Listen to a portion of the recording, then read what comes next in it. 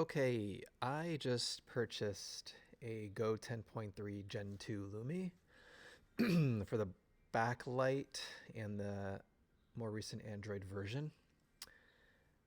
I still have my 10.3 first gen, so because there's been so much discussion online and questions about the differences in the stylus performance.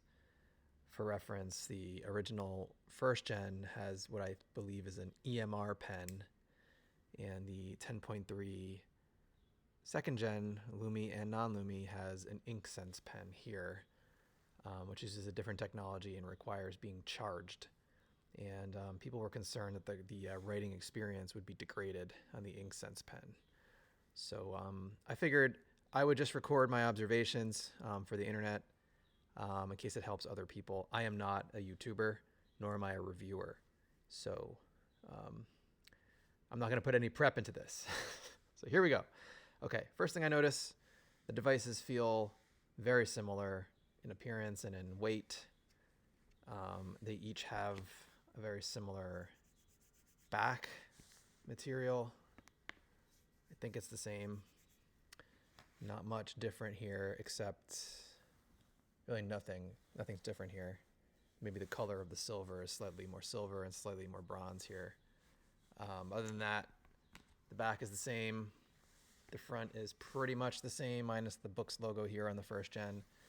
And I do actually prefer to have this little non-specific slogan, make a difference, or I think it cycles with different messages here, versus like advertising. Not really advertising, but it's the label. I kind of like this a little bit better, but again, very minor difference in terms of the physical appearance of the device. And the weight feels fairly similar to me. I couldn't discern any difference. But you can look those specs up online as well. So let me switch it on. They're both sleeping. I'll type my pin in on the first gen. Okay, and so I have it open to a blank page. I think most people are interested in the pen experience. And I've been playing with it. The short end of the stick, the sort of TLDR, I don't mean the short end of the stick. The TLDR for me is I think I prefer this one, actually, ironically. And I'll explain why. But I'll run through my observations here. Okay, so this is the first gen, which is supposed to be the gold standard EMR technology. And it works great, you know? I love it. No complaints.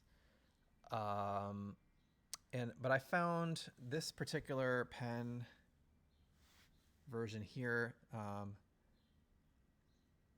with a 1-point font is good for demonstrating the subtle differences that I see between the two. So I'll use that. And I think the main difference that I noticed was the pressure sensitivity of the two devices, of the two pens. I actually found they're both very precise. They're both very snappy and responsive. I don't really see much latency in the Inksense pen compared to this EMR one. The tip is just as fine. I'll show you, but I really don't see much difference for normal use. This pen, I mentioned I prefer. One of the reasons is because it has this clicker on the side, which functions as an eraser. If you hold the button down, then you can erase ink strokes, so you don't have to actually tap on the eraser like you do on the first gen. So it's just more efficient, and I like having that eraser instantaneously ready. Another thing before I get into the actual writing experience is just the magnetic attachment here, which I like a lot. It's pretty it's like less strong on the first gen. I mean, it's adequate, you know, especially I have the case and there's this, you know, magnetic strap which would wrap around, which is enough to secure the pen. But without this, it's pretty easy to knock it off. See, it just comes off very, very easily. And I'm a little bit prone to to bumping and that kind of thing. You know, but again, with the wrap, it's okay. But I just wanted to also sort of point that out. The magnet is stronger, significantly stronger, I believe, on the second gen Inksense pen. See, it's like it takes more force to dislodge it, which I like. However, there's no cap, which is interesting. This one came with a cap, which I like. I put it on the back, but it also ordinarily would go on the front to offer some protection to the nib, to the tip there. I do miss the cap. I don't know why they didn't include a cap there. So anyway, take it or leave it. I do like the stronger magnet. I wish it had a cap. And it is obviously annoying that you do have to charge it. That's a USB-C port. And in fact, when it arrived out of the box, the tablet was 85% charged, but the stylus didn't work until I plugged it in. So that is a noteworthy detail. It would be annoying to be ready to write on your stylus and on your tablet, and the tablet's all charged up, but the stylus is not. That would be a little annoying. You might only have to wait a few minutes though. Just plug it in for like 5 minutes, and that might be enough. Okay, so enough chatting. Oops, how do I go?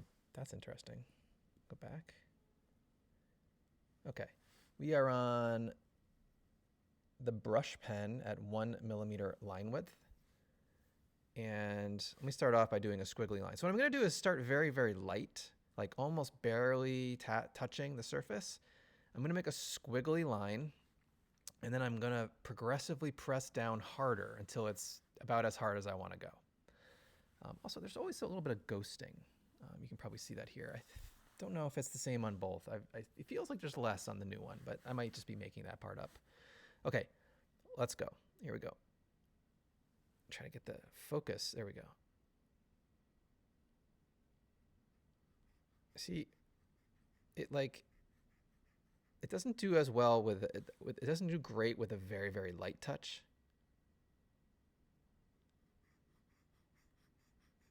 See, it's kind of like a binary. Yes or no. So, okay, anyway, let's start again with light touch, harder, hardest. Okay. So it's nice, a little nice gradient there. Again, it's pretty responsive as long as you're giving it adequate pressure. Now let's go to the second gen.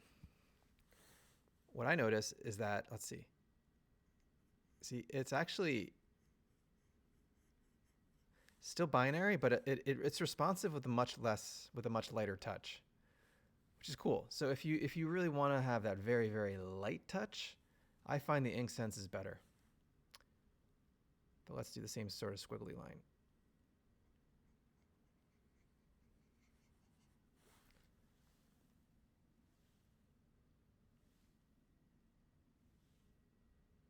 Kind of similar. I do think that the first gen actually, I feel like, allows you to press down further, and it goes like, I think it goes deeper on the high pressure than the first gen. I don't know by how much or not, but in my mind, it seems like there's a bit of a trade-off where the Inksense pen is like has higher sensitivity on when you're very, very lightly touching it. See, that's very, very light touch, and you still get a little bit of action. Whereas the first gen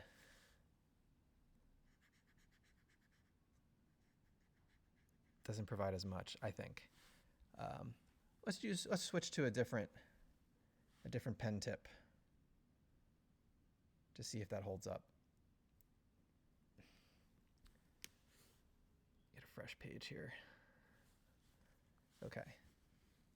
Again, it looks like there's more ghosting. Maybe that's just a setting. Nope, maybe it's the same. Okay, so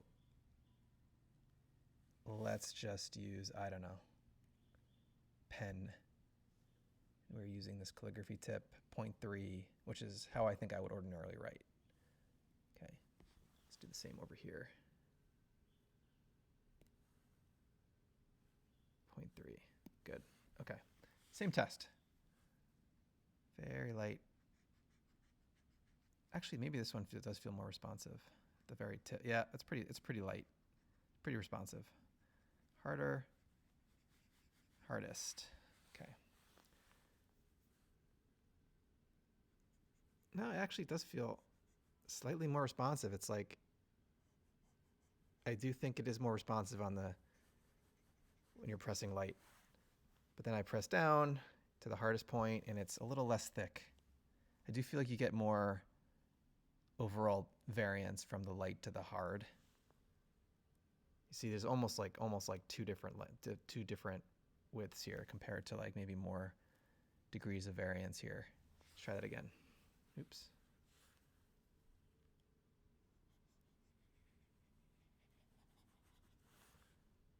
Maybe 3 degrees. Looks like very thin, a little thicker, and then thickest. Try again. That's pretty good. Thicker, thickest. I think I'm splitting hairs here. I don't really see much of a difference, to be honest with you. I might have just been imagining the difference in pressure sensitivity. Okay, again, this is the 2nd gen with Lumi, and this is the 1st gen. Okay, so that's my pressure sensitivity test. I think people might be interested in also the handwriting experience. There wasn't a video online I saw, but the person demonstrating was using a very large handwriting. So let's try, I think I can choose a fine horizontal grid. Let's try the horizontal lines 20 because it looks like it's the narrowest. Is that gonna work? Create. Yeah, it's got the thinnest lines. And I'll do the same here. Let's make a new notebook.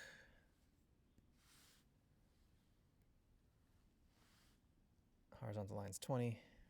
Create. Okay. And I'll try to just write with small-ish handwriting. Oops.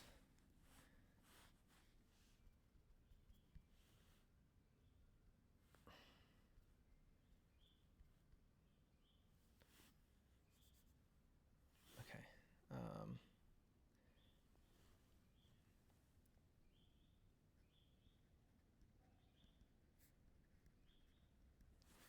This is a test. And the 2nd gen.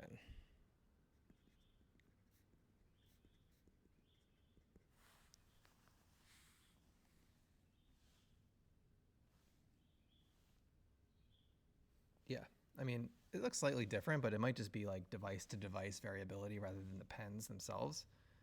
The main point was, can I write with a small font? So let's even go down further. Let's try, is this a pen? Let's try the ballpoint pen, and let's go down to, it's down to 0.2 on the ballpoint on both of them, and see what that looks like. Okay, again, here's the 1st gen.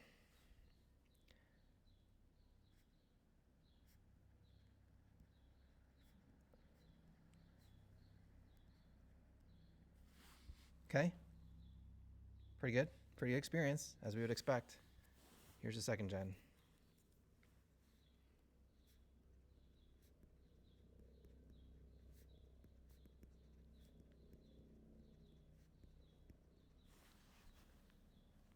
That's also pretty good. Okay, and I mean, 1st gen, 2nd gen, 1st gen, 2nd gen. I really can't see much of a difference at all. And I will now show you the little clicker for the eraser, which is nice. Don't have that feature on the 1st gen. All right, that's what I got for you. Hopefully this is helpful. Leave in the comments if you'd like me to try to answer them.